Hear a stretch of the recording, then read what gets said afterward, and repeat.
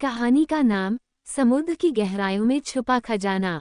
कहानी। ये कहानी एक छोटे से समुद्र किनारे बसे गांव के एक युवा नाविक करण की है।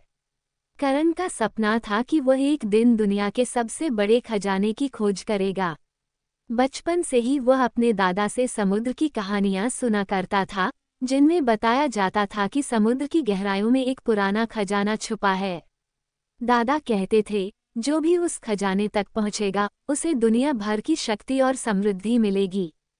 करण ने ठान लिया कि वह इस खजाने को जरूर पाएगा। एक दिन उसने अपनी छोटी सी नाव में सवार होकर समुद्र की ओर कूच किया।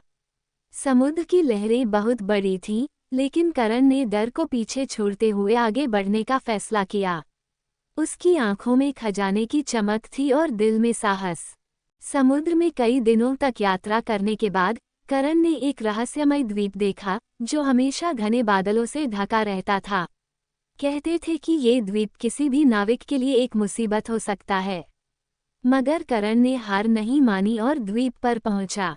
द्वीप पर कदम रखते ही उसे एक खड़ी चट्टान दिखाई दी, जिस पर एक प्राचीन नक्शा खुदा हुआ था। नक्शे में एक सीक्रेट गुफा का रास्ता था, जो समुद्र के अंदर स्थित था। करण ने अपने साहस का इस्तेमाल करते हुए गुफा का रास्ता खोज निकाला। जैसे जैसे वह गुफा में आगे बढ़ता गया, उसे असंख्य चुनौतियों का सामना करना पड़ा। तेज धाराओं से लड़ा, खतरनाक पानी के जीवों से बचते हुए वह गुफा के अंदर तक पहुंच गया। वहां उसने देखा कि खजाना सच में था, एक बड़ी सी संदूक जिसमें सोने, चांदी और रत्नों से भरा हुआ था। लेकिन खजाना उठाने से पहले करण ने देखा कि एक बड़े सा मछली के आकार का भूतिया राक्षस खड़ा था। राक्षस ने करण से कहा, तुम खजाना ले सकते हो, लेकिन तुम्हें एक बड़ा सवाल हल करना होगा। करण ने जवाब दिया, मुझे हर सवाल का उत्तर पता है और मैं डरता नहीं हूँ।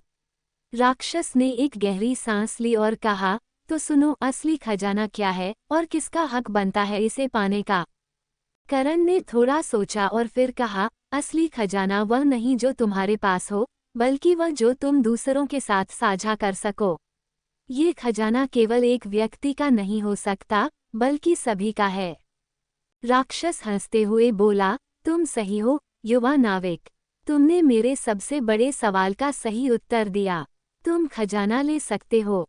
करण ने खजाना लिया, लेकिन उसने सोने और चांदी के बर्तन नहीं उठाए। इसके बजाय उसने उस गुफा में पड़ी एक छोटी सी पुरानी पुस्तक उठाई, जो उसमें छिपे ज्ञान का भंडार थी। वह जानता था कि असली खजाना वही है जो लोगों की मदद कर सके, और इस पुस्तक में वो ज्ञान था जिसे वह सभी के साथ साझा कर सकता था।